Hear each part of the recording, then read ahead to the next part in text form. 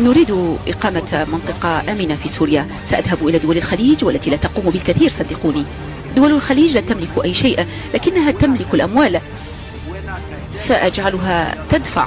لدينا دين عام يقدر ب19 تريليون ولن ندفع هذه الأموال.